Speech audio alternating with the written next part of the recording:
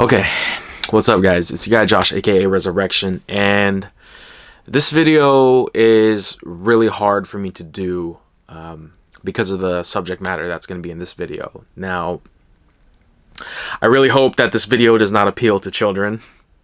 Just for starters, I'm giving you guys a disclaimer now because of what's going on with this whole YouTube thing. I don't know if you guys are following, the latest trend in YouTube news, but it's not looking too good right now for YouTube. So I'm going to try and go as quick as I can in this video because I know there's a lot of information that I'm about to spew at you guys. So if you need to understand more of it, feel free to leave a comment and I'll respond to you shortly. But in a nutshell, just to kind of paraphrase, so there's this law that is implemented by the Federal Trade Commission known as Coppa.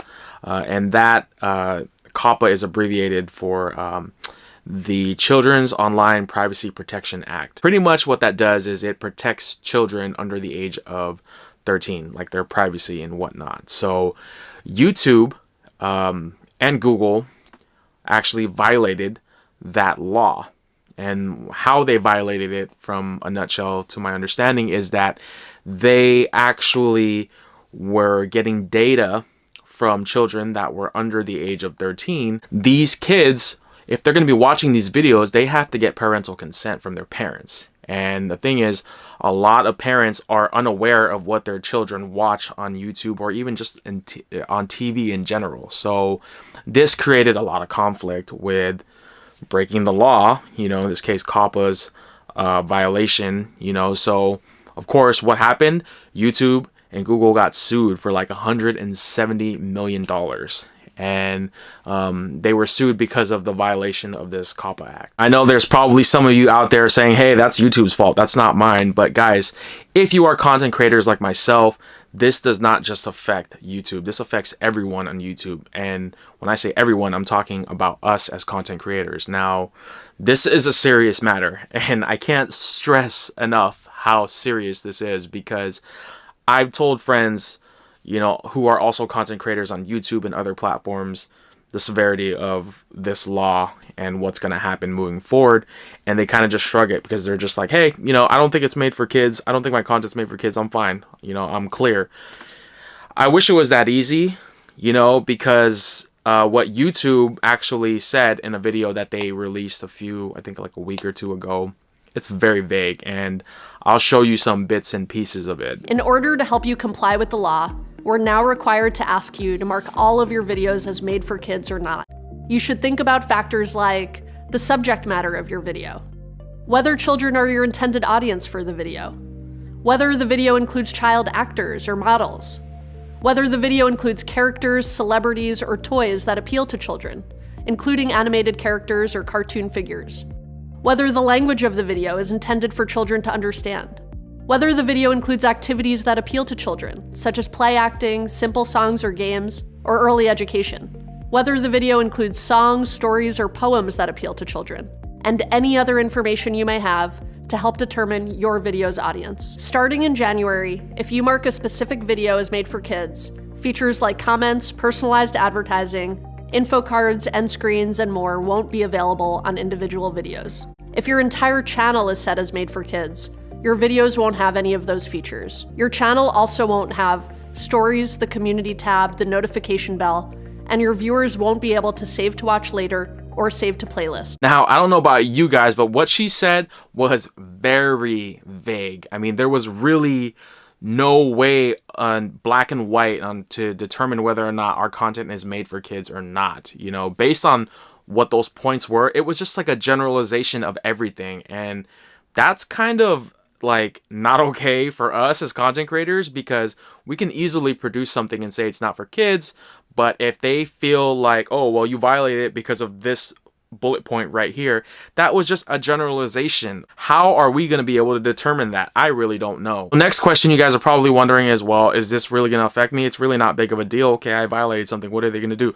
They're just going to tap me on the wrist? Variety of tools at our disposal to cull through those 23 million channels and in an expeditious way. So when we talk about aggressiveness, we are typically talking about civil penalties. Not only can we sue Google and YouTube for compliance with Coppa, but also individual channel owners and content creators. $42,000 per video, people. Now, I don't know about you guys, but that is insanely ridiculous. I cannot afford that. I don't know if anybody can. Probably can if you guys are making like buttloads of money, millions of dollars, but I don't make a dime off of YouTube. So if I'm getting fined per video, if I'm even getting fined for one video, it's game over for me. I'm like done. Everything that I put out on YouTube might seem like it appeals to children.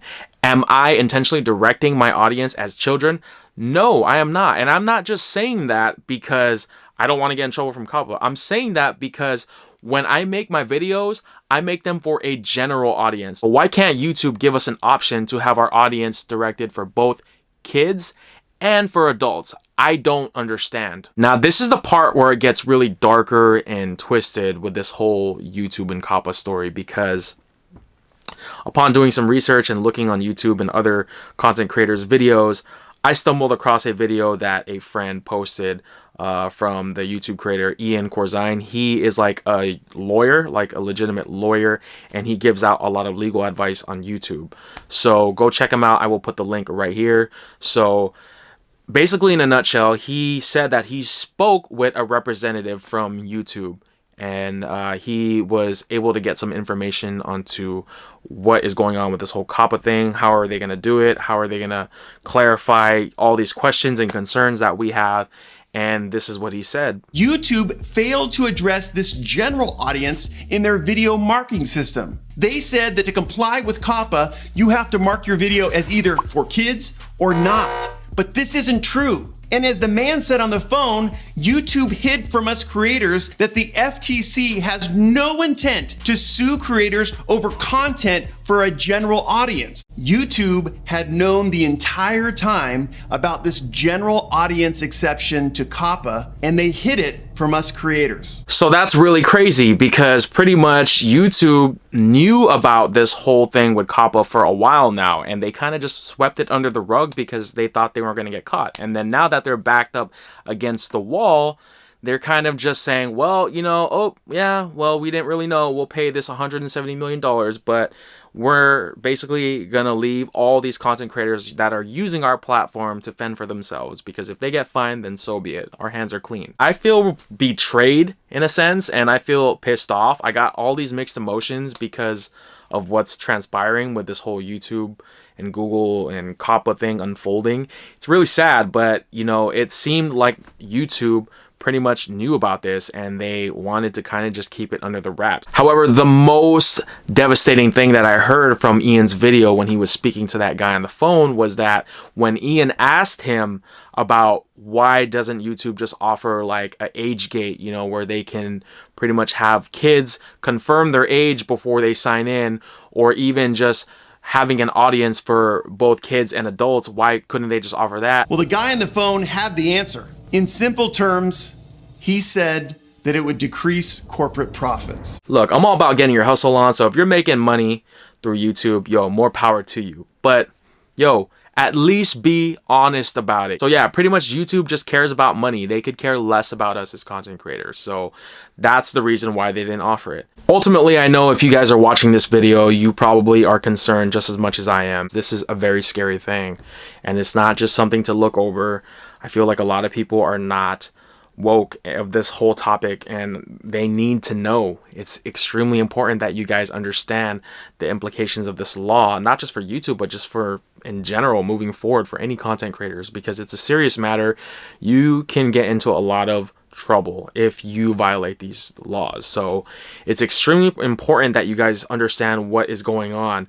I will include in the bottom of my description links to where I found these videos and information from, so you guys could get more information out of this if I didn't, you know, explain it in full enough detail for you guys.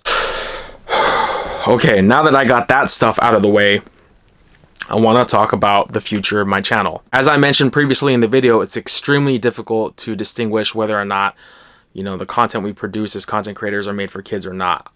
For my channel, I personally don't think that I targeted kids under 13, you know, so I think I'm safe, but who's to say that YouTube's algorithm and Coppa will think the same? Everybody has a difference of opinions.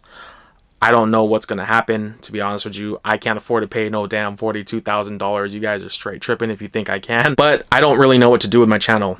I have a lot of videos, as you all know, that follow me, for all my loyal subscribers. I've been making videos since like 2007.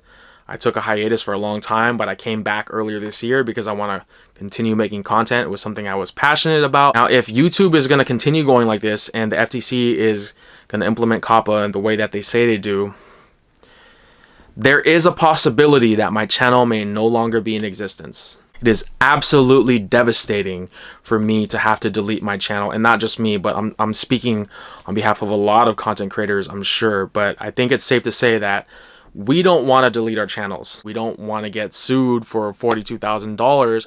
I don't know anybody that would want to get sued for that or have to pay that freaking fine. So yeah, I really don't know what I'm going to do with my channel. I'm just going to wait a little bit and, you know, make my decision, I guess, in a few more weeks. And as for now, I feel like I kind of want to hold off from making videos. I don't know. It's really tough. You know, it's hard for me to not make videos now because I have this like drive to just continue making great content for you guys. And I also don't want to get in trouble. So I'm just going to kind of play it by ear. As for now, my channel will remain open.